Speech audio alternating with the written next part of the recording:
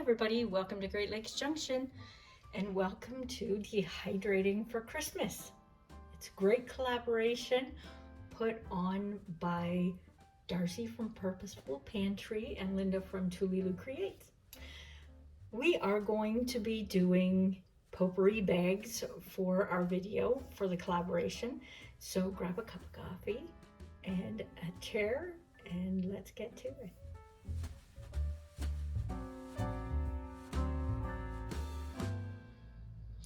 So I'm going to be making a apple and lemon and apple and orange potpourri bags.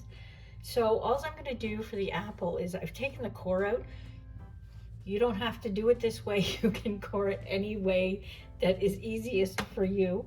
I have a mandolin here and it's just a little bit less than 1/4 of an inch.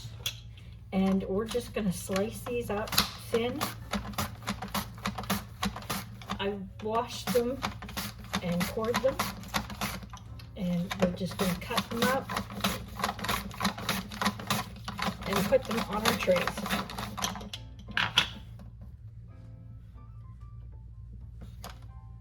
And if you're using a mandolin, please be careful of your fingers. It is nasty when you get cut.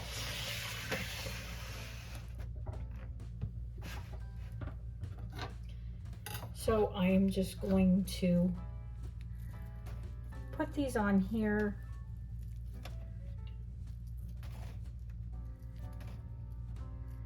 Space them out. I just put them fairly close together. You can do these in chunks as well. And then you could use them for other things if you didn't use them all for potpourri. These look awesome in potpourri bags when they're full slices, but even a 1/2 slice or a 1/4 slice would work just as good.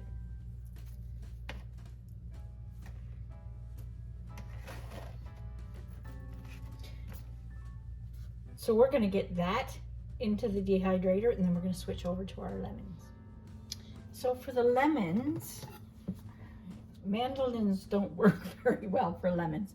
So all I do, get a very, very sharp knife and slice it 1/4 of an inch or less. That way they'll dry out a bit quicker.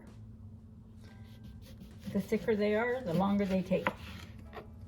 I do tons of lemons throughout the year to put in water and to put in tea. And I also do oranges all year as well.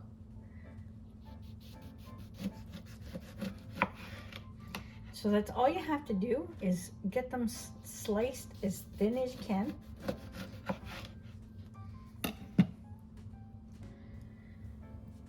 I shake some of the excess off so they're not quite as wet. And then you can take a paper towel once you get your tray loaded and you can dry them off just a little bit. It helps in the dehydrator, then they don't have that extra moisture to dry off. So I just take a piece of paper towel and just blot them. And they smell so good.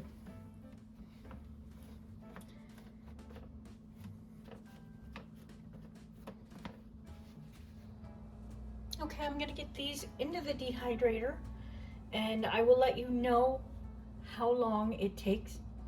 Every dehydrator is different.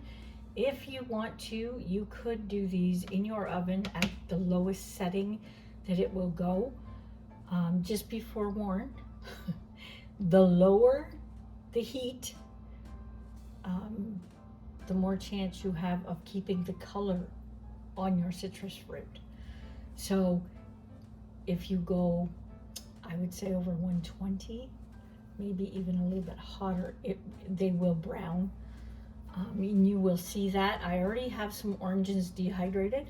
and we're going to use them for our potpourri bag, so you'll see the difference in the color. We will be right back when everything is done. So our apples are all finished. They took about 7 hours to do, and that was at about 120. So if you turned it up a little bit warmer on your dehydrator, they'd probably go a bit quicker. But because I had citrus in there as well, I wanted to keep the temperature down as low as I could. These are the lemons that I had done prior, and you can see how dark they actually got, and that's from overheating them. So if you don't want that to happen, keep your dehydrator on a lower setting if you can. But they'll still work for potpourri. They are amazing. I put these in my water all the time, and they taste absolutely delicious. So they take about, in my dehydrator, they took about 7 to 8 hours on 125. Same with the oranges. So now all we're gonna do is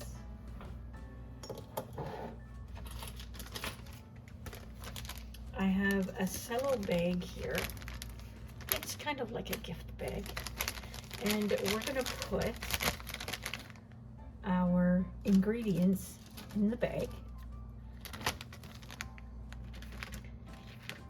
Put a couple of oranges.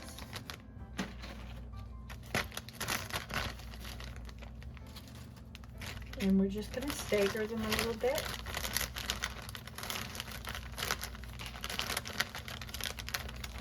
So it looks pretty. And I also have some spices that I'm going to put in here as well. So I have star anise, and I'm just going to put 2 or 3 in here. I have 2 cinnamon sticks. These are big around, but they're short.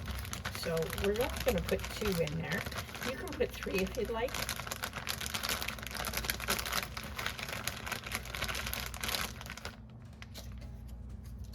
I have about 3 small bay leaves.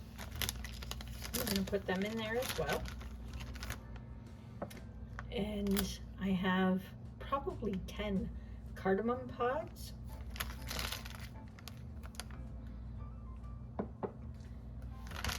Now, if you have whole cloves, you can put them in there as well, or you could actually just put ground up cloves in here.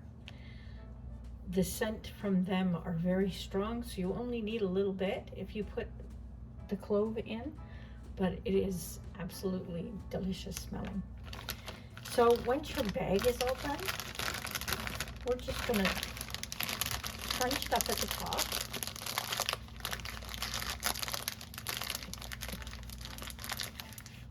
And you can get any kind of fancy ribbon you have.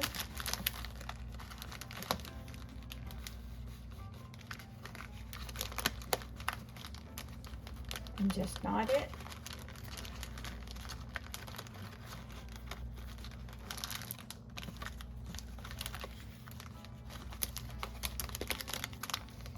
And you can do these two up in jars as well.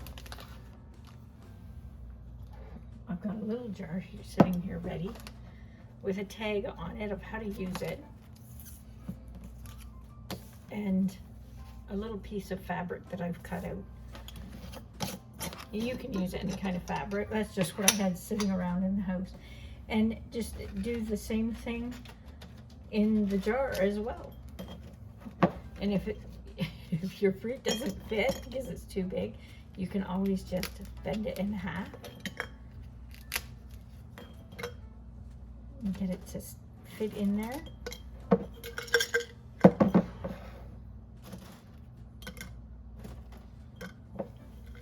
Tilt it around a little so you get apples on both sides. Oops. And you can fill these jars up quite full of all your different dried fruit. And then you do the same thing, put a few star anise in there. Shake them down. I have a couple more cinnamon sticks.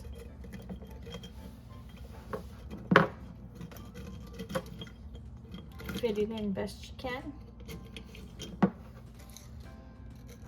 And again with the leaves.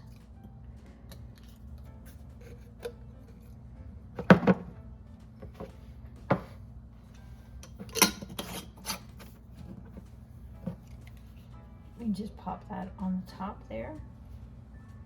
And you can print off some pretty neat little tags to go on it. All my tag says is place contents in a pot with 2 cups water and simmer. So you can dress this jar up and put some little ornaments on there if you want, even some cedar or pine sprigs, or some fancy ribbon. And that's our recipe for dehydrating for Christmas. I hope everybody has a happy and safe holiday. Thanks for stopping by Great Lakes Junction. Until next time, stay safe.